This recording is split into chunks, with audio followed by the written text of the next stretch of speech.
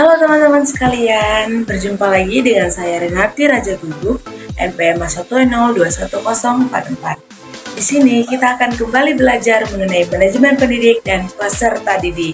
Sebelum itu saya mau tanya nih kabar teman-teman sekalian. Gimana nih kabarnya? Apa? Sehat?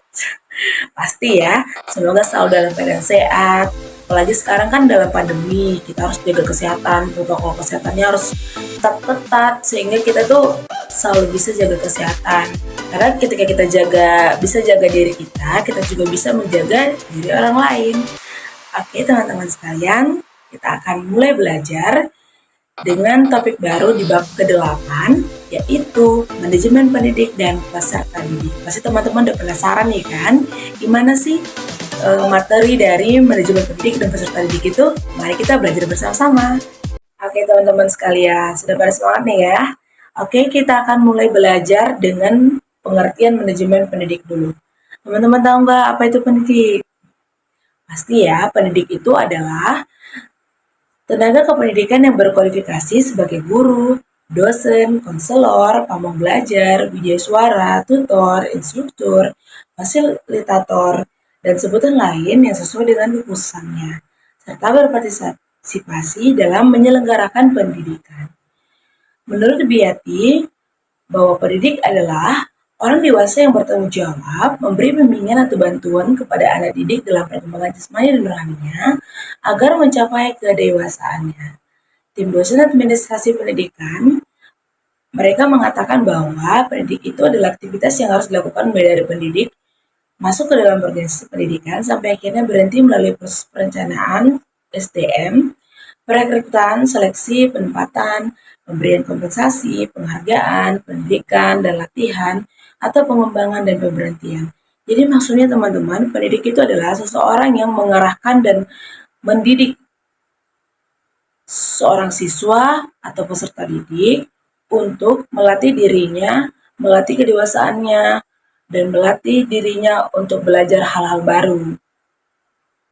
Jadi teman-teman sekalian, kita bisa menyimpulkan bahwa manajemen pendidik itu adalah suatu kegiatan merencanakan, mengelola, dan mengorganisasikan, mengkomunikasikan sumber daya pendidikan atau pendidik agar dapat berjalan atau melaksanakan tugas dan tanggung jawab secara efektif dan efisien dengan masuk tercapainya tujuan pembelajaran atau tujuan pendidikan sebagaimana yang diharapkan.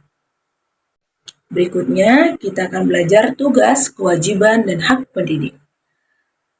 Pertama, tugas pendidik. Tugas pendidik itu adalah merencanakan dan melaksanakan proses pembelajaran, menilai hasil pembelajaran, melakukan bimbingan dan pelatihan, serta melakukan penelitian dan pengabdian kepada masyarakat, terutama bagi pendidik pada perguruan tinggi.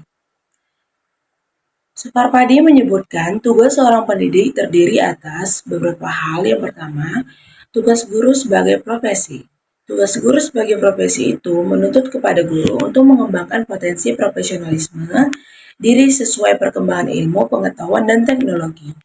Berarti mendidik, mengajar, dan melatih anak didik adalah tugas guru sebagai profesi. Tugas guru sebagai pendidik itu berarti meneruskan dan mengembangkan nilai hidup kepada anak didik atau peserta didiknya. Yang kedua, tugas guru di bidang kemanusiaan. Tugas guru di bidang kemanusiaan itu adalah sebagai orang tua kedua di sekolah. Sebagai guru orang tua di sekolah, guru harus tampil sebagai idola yang dapat menarik simpati siswa. Guru harus dapat memotivasi atau memberikan semangat kepada siswanya secara aktif melakukan kegiatan belajar di kelas maupun di luar kelas. Guru harus dapat memotivasi siswanya untuk secara aktif melakukan kegiatan belajar di kelas maupun di luar kelas secara mandiri di rumah. Berikutnya, tugas guru di bidang kemasyarakatan. Tugas guru di bidang kemasyarakatan itu adalah mendidik dan mengajar masyarakat untuk menjadi warga negara yang bertanggung jawab dan menjunjung tinggi nilai moral, sosial maupun keagamaan dan menjadikan anggota masyarakat sebagai insan pembangun. Masyarakat memerlukan sumbangsi guru dalam menyelesaikan permasalahan-permasalahan yang dihadapi oleh masyarakat dan sampai sekarang masih menempatkan guru sebagai sosok di depan memberikan teladan. Di tengah-tengah membangun dan di belakang memberikan motivasi, yaitu ingat tulodo imadia mangkarso tuturi handayani. Oke teman-teman, kita belajar kewajiban pendidik. Teman-teman tahu nggak apa itu kewajiban? Kewajiban itu hal yang harus dilakukan dengan tanggung jawab. Nah, kewajiban pendidik itu adalah menciptakan suasana pendidikan yang bermakna, menyenangkan, kreatif, dinamis, dan dialogis. Yang kedua, mempunyai komitmen secara profesional untuk meningkatkan mutu pendidikan. Yang ketiga, memberikan teladan dan menjaga nama baik lembaga, profesi, dan kedudukan sesuai dengan kepercayaan yang diberikan kepadanya. Berikutnya, hak pendidik. Hak pendidik itu apa ya teman-teman? Hak pendidik itu adalah hal yang didapatkan oleh pendidik setelah mendapatkan ataupun melakukan kewajibannya. Nah, di sini hak pendidik itu adalah yang pertama, penghasilan dan jaminan kesejahteraan sosial yang pantas dan memadai. Yang kedua, penghargaan sesuai dengan tugas dan prestasi kerja. Yang ketiga, pembinaan karir sesuai dengan tuntutan pengembangan kualitas. Yang keempat, perlindungan hukum dan melaksanakan tugas dan hak atas hasil kekayaan intelektual. Dan yang terakhir, kesempatan untuk menggunakan sarana prasarana dan fasilitas pendidikan untuk menunjang kelancaran pelaksanaan tugas. Oke, baik teman-teman. Sekarang kita belajar mengenai peran pendidik. Peran pendidik yang pertama adalah guru sebagai pendidik. Nah, guru sebagai pendidik itu adalah teladan, panutan, dan tokoh yang akan diidentifikasi oleh peserta didik. Kedudukan sebagai pendidik menuntut guru untuk membekali diri dengan pribadi yang berkualitas berupa tanggung jawab, kewibawaan, kemandirian, dan kedisiplinan. Guru yang bertanggung jawab itu adalah guru yang mengetahui dan memahami nilai-nilai norma, baik itu norma kesusilaan, kesopanan, moral, sosial, maupun keagamaan. Yang berikutnya, guru sebagai pengajar. Peran guru sebagai pengajar seiring dengan perkembangan zaman adalah lebih menuntut guru berperan sebagai fasilitator dan mediator pembelajaran yang menuntut guru merancang kegiatan pembelajaran yang mengarahkan peserta didik untuk melakukan kegiatan pembelajaran dan memperoleh pengalaman belajar dengan memanfaatkan sumber belajar yang tersedia. Berikutnya, guru sebagai pembimbing. Sebagai pembimbing, guru mendampingi dan memberikan arahan kepada siswa berkaitan dengan pertumbuhan dan perkembangan pada diri siswa, baik meliputi aspek kognitif, afektif, maupun psikomotor, serta pemberian kecakapan hidup baik akademik, vokasional, sosial, maupun spiritual. Yang berikutnya, guru sebagai pelatih. Dalam memberikan pelatihan, guru itu harus memperhatikan kompetensi dasar yang hendak dicapai, materi pelajaran, latar belakang budaya, dan lingkungan tempat siswa tinggal. Nah, dalam pemberian latihan kepada siswa, tetap harus ditekankan bahwa siswa itu harus dapat melakukan dan menemukan, serta dapat menguasai secara mandiri keterampilan-keterampilan yang dilatihkan. Yang berikutnya, guru sebagai penasihat. Peranan guru sebagai penasihat tidak hanya terbatas terhadap siswa, tetapi juga terhadap orang tua. Dalam menjalankan perannya dengan apa yang dibutuhkan siswa dan memberikan solusi terhadap masalah yang dihadapi. Untuk menjadi seorang penasehat, guru itu pastinya harus dapat menumbuhkan kepercayaan siswa terhadap dirinya terlebih dahulu.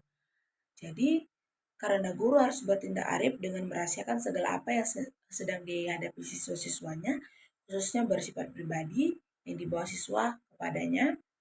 Untuk itu, guru harus membekali diri dengan ilmu psikologi tentunya, untuk bisa memahami karakteristik siswa itu. Tujuan memberikan nasihat kepada siswa adalah untuk menjadikan siswa semakin dewasa yang dapat memutuskan sendiri apa yang harus dilakukan terhadap permasalahan yang sedang dihadapinya. Yang berikutnya, guru sebagai model dan teladan. Dengan keteladanan yang diberikan, orang-orang menempatkan ia sebagai figur yang menjadikan sebagai seorang teladan. Sifat positif yang ada pada guru merupakan model yang dapat dijadikan sebagai teladan, seperti pertanggungjawaban yang dimiliki oleh guru. Guru harus mampu meminimalisir sifat-sifat dan perilaku negatif yang ada pada dirinya, sehingga dia bisa dijadikan teladan oleh orang-orang yang di sekitarnya. Oke, berikutnya, guru itu harus bisa sebagai korektor. Guru sebagai korektor, di mana guru harus membedakan mana nilai yang baik dan mana nilai yang buruk. Jadi guru itu mengkoreksi nilai-nilai yang dimiliki sehingga bisa membedakan mana nilai yang baik dan mana nilai yang buruk. Semua nilai yang baik harus guru pertahankan dan semua nilai yang buruk harus disingkirkan dari jiwa dan watak anak didik. Bila ini dibiarkan, berarti guru telah mengabaikan perannya sebagai korektor yang menilai dan mengoreksi semua sikap, tingkah laku, dan perbuatan anak didik. Berikutnya peranan guru yaitu guru sebagai organisator. Guru sebagai organisator adalah sisi lain dari peranan yang diperlukan dari guru. Dalam bidang ini, guru memiliki kegiatan pengelolaan akademik, membuat dan melaksanakan program pembelajaran, menyusun tata tertib sekolah, menyusun kalender pembelajaran, dan semuanya itu diorganisasikan sehingga mencapai efektivitas dan efisien dalam belajar pada diri anak didik. Berikutnya guru sebagai motivator. Pasti guru sebagai motivator itu udah teman-teman sering dengarkan, berarti guru itu dapat memberikan motivasi kepada peserta didiknya dan hendaknya dapat mendorong anak didik agar bergairah atau semangat dalam belajar. Dalam upaya memberikan motivasi, guru dapat menganalisis motif-motif yang melatar belakangi anak didik malas belajar dan menurun prestasi di sekolah.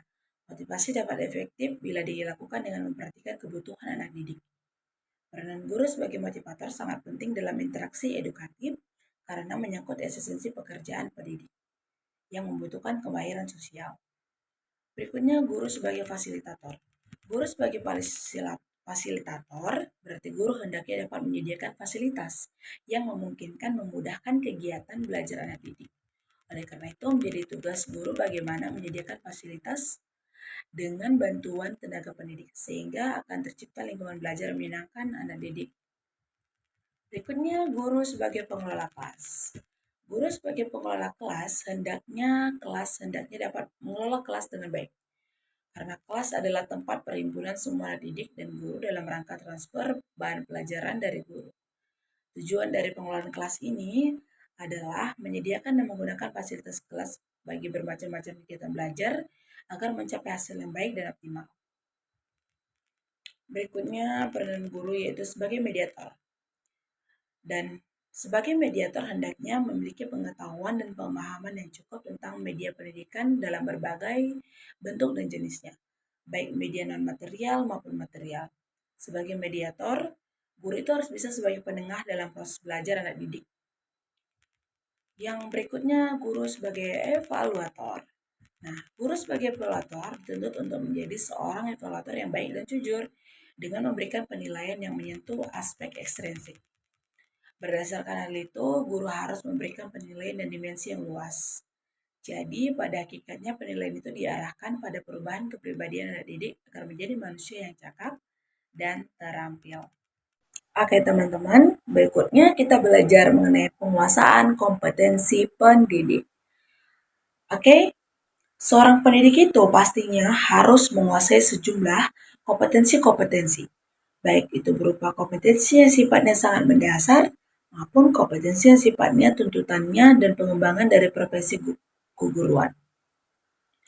Jadi di sini ada 10 kompetensi versi CBTI oleh Departemen Pendidikan Nasional yang dijadikan sebagai profil kompetensi dasar guru di Indonesia. Mari kita perhatikan sama-sama ya teman-teman.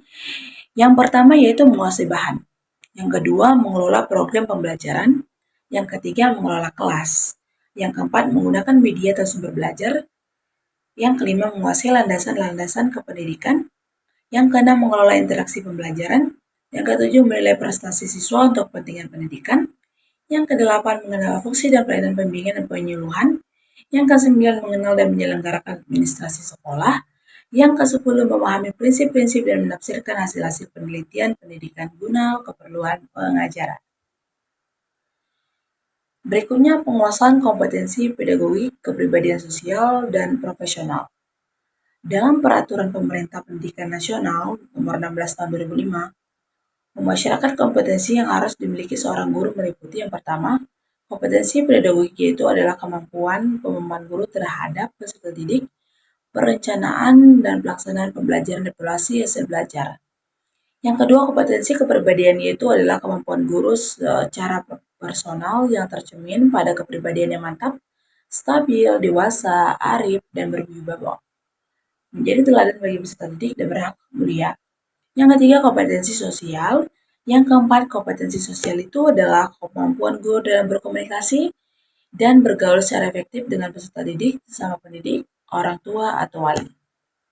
Yang kelima, rekrutmen dan seleksi guru dan staf, yaitu kriteria dasar seleksinya yang pertama rasional, ilmiah, objektif, berpedoman pada laporan analisis pekerjaan dan rencana perekrutan pegawai, efisien dan efektif, memperhatikan peraturan dan ketentuan yang berlaku, dilakukan secara objektif, jujur, dan dilakukan secara profesional. Berikutnya cara dan metode seleksinya yaitu yang pertama seleksi persyaratan administrasi, seleksi pengetahuan umum, seleksi psikologi, seleksi wawancara, dan seleksi referensi. Tujuan rekrutmen dan seleksi guru dan staf. Nah, jadi tujuannya itu yang pertama untuk menetapkan kebutuhan rekrutmen organisasi masa sekarang dan yang akan datang yang hubungannya dengan perencanaan sumber daya manusia dan job analysis. Yang kedua untuk meningkatkan sejumlah calon pelamar kerja dengan biaya minimum. Yang ketiga untuk membantu meningkatkan angka keberhasilan dari proses seleksi dengan menurunkan sejumlah pelamar kerja yang bermutu rendah dan bermutu terlalu tinggi. Yang keempat untuk membantu menurunkan kemungkinan pelamar kerja yang setelah direkrut dan diseleksi akan hengkang dari sekolah. Yang kelima untuk memenuhi tanggung jawab organisasi bagi program tindakan, persetujuan, dan hukum lain serta kewajiban sosial. Yang keenam untuk mengawali identifikasi dan menyiapkan pelamar kerja potensial yang akan menjadi calon pegawai yang sesuai. Dan yang ketujuh untuk meningkatkan keefektifan organisasi dan individu untuk mengevaluasi keefektifan teknik dan pencarian rekrutmen yang beragam dari semua jenis pelamar kerja. Berikutnya kita akan belajar manajemen peserta didik. Nah, manajemen peserta didik itu adalah administrasi suatu layanan yang memusatkan perhatian pada pengaturan, pengawasan, dan layanan siswa di kelas dan di luar kelas seperti pengenalan pendaftaran, layanan individu seperti pengembangan keseluruhan kemampuan, minat, kebutuhan sampai ia matang di sekolah. Jadi teman-teman sekalian, dari pendapat itu bisa kita simpulkan bahwa manajemen peserta didik itu adalah suatu penataan atau pengaturan segala aktivitas yang berkaitan dengan peserta didik, yaitu mulai dari masuknya peserta didik sampai dengan keluarnya peserta didik tersebut dari suatu madrasah ataupun sekolah. Oke, baik teman-teman. Langkah-langkah perencanaan peserta didik itu yang pertama adalah forecasting, yaitu membuat perkiraan dengan mengantisipasi ke depan. Perkiraan tersebut didasarkan atas faktor organisasi pendidikan baik yang bersifat kondisional maupun situasional. Yang kedua, objektivitas. Objektivitas itu merupakan perumusan tujuan. Tujuan ini harus dirumuskan agar segala kegiatan yang akan dilakukan tersebut senantiasa betul-betul mengarah pada tujuan yang sama atau ke arah yang sama sehingga tidak sehingga tujuannya itu saling berkesinambungan gitu ya teman-teman. Yang ketiga, polisi. Kebijakan di sini berarti mengidentifikasi berbagai macam jenis kegiatan yang diperhitungkan untuk dapat mencapai tujuan. Yang keempat, programming merupakan seleksi atas kegiatan-kegiatan yang sudah dirumuskan pada langkah polisi. Kegiatan yang telah diidentifikasi perlu diseleksi agar dapat dicairkan jawaban atau solusinya. Yang kelima, prosedur merupakan perumusan langkah-langkah secara berurut. Oleh karena itu, prosedur diartikan juga sebagai langkah programming yang diurutkan mana yang harus didahulukan dan mana yang harus dikemudiankan. Yang keenam, schedule, yaitu merupakan penjadwalan. Nah, penjadwalan di sini yaitu penjadwalan terhadap kegiatan-kegiatan yang sudah diprioritaskan sebagaimana pada langkah programming tadi, sehingga jadwalnya itu sesuai dengan waktu pelaksanaannya secara konkret ya teman-teman. Yang ketujuh yaitu budgeting, yaitu merupakan anggaran atau pembiayaan. Nah, dalam kegiatan ini, kegiatannya itu dilakukan yang pertama mengalokasikan anggaran dan penentuan sumber anggarannya. Berikutnya, kebijakan penerimaan peserta didik. Nah, jadi teman-teman, kebijakan operasional itu penerimaan peserta didiknya harus memuat aturan mengenai jumlah peserta didiknya terlebih dahulu yang dapat diterima dalam suatu sekolah. Penentuan mengenai jumlah peserta didik itu didasarkan atas kenyataan yang ada di sekolah atau faktor kondisionalnya. Faktor itu meliputi daya tampung kelas baru, kriteria mengenai siswa yang dapat diterima, anggaran yang tersedia, sarana dan prasarana yang ada, tenaga kependidikan, jumlah peserta didik yang tinggal di kelas, dan lain sebagainya. Untuk kebijakan itu, penerimaan peserta didiknya baru dibuat berdasarkan petunjuk yang diberikan oleh Dinas Kependidikan. Yang keempat, sistem penerimaan peserta didik baru. Sistem penerimaan peserta didik baru itu ada dua macam sistem yang digunakan dalam penerimaan peserta didik. Yang pertama, sistem promosi, yaitu penerimaan peserta didik baru yang sebelumnya tanpa melakukan seleksi. Mereka yang mendaftar di suatu sekolah diterima begitu saja. Sistem yang demikian biasanya berlaku pada sekolah-sekolah yang pendaftarannya kurang dari jatah atau daya tampung yang ditentukan. Yang kedua, sistem seleksi. Nah, itu dapat digolongkan menjadi 3 macam. Yang pertama, yaitu seleksi berdasarkan daftar nilai murni atau DANEL. Yang kedua, berdasarkan penelusuran bakat minat dan kemampuannya atau PMDK. Yang ketiga adalah seleksi berdasarkan tes masuk. Berikutnya kita akan belajar tentang orientasi peserta didik. Tujuan dan fungsi orientasi peserta didik itu yaitu yang pertama, agar peserta didik lebih mengenal dekat mengenai dirinya sendiri di tengah-tengah lingkungan yang baru. Yang kedua, agar peserta didik mengenal lingkungan sekolah, baik lingkungan fisik maupun lingkungan sosialnya. Yang ketiga, pengenalan lingkungan sekolah yang demikian sangat penting bagi peserta didik dalam hubungannya dengan cara pemanfaatan semaksimal mungkin terhadap layanan yang dapat diberikan oleh sekolah, sosialisasi diri dan pengembangan diri secara optimal, menyiapkan peserta didik secara fisik dan mental agar siap menghadapi lingkungan baru sekolah, dan peserta didik itu harus dapat mengerti dan mentaati segala peraturan yang berlaku di sekolah. Sampai pada akhir materi kita mengenai manajemen pendidik dan peserta didik. Jadi teman-teman itu harus bisa menyimpulkan ya teman-teman sekalian, karena kan kita sudah belajar dari tadi. Semoga apa yang dipelajari bisa teman-teman aplikasikan ya dalam kehidupan teman-teman sekalian. Jadi teman-teman, manajemen pendidik itu adalah suatu kegiatan merencanakan, mengelola, dan mengorganisasikan, mengkomunikasikan sumber daya pendidikan atau pendidik agar dapat berjalan untuk melaksanakan tugas dan tanggung jawabnya secara efektif dan efisien dengan maksud tercapainya tujuan pembelajaran dan tujuan pendidikan bagaimana yang diharapkan. Nah, untuk pengertian manajemen peserta didiknya yaitu suatu layanan yang memusatkan perhatian pada pengaturan, pengawasan, dan layanan siswa di kelas dan di luar kelas seperti pengenalan, pendaftaran, layanan individu seperti pengembangan keseluruhan kemampuan, minat, kebutuhan sampai ia matang di sekolah. Oke teman-teman sekalian, kita telah selesai belajar bersama. Terima kasih banyak ya teman-teman sudah menonton video ini. Terima kasih teman-teman sudah mau menonton video ini sampai akhir.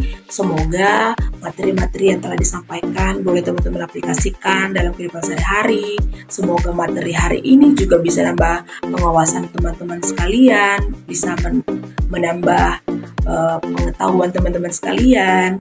Dan juga teman-teman sekalian juga bisa terbantu lewat materi ini dalam memahami manajemen pendidik maupun manajemen peserta didik.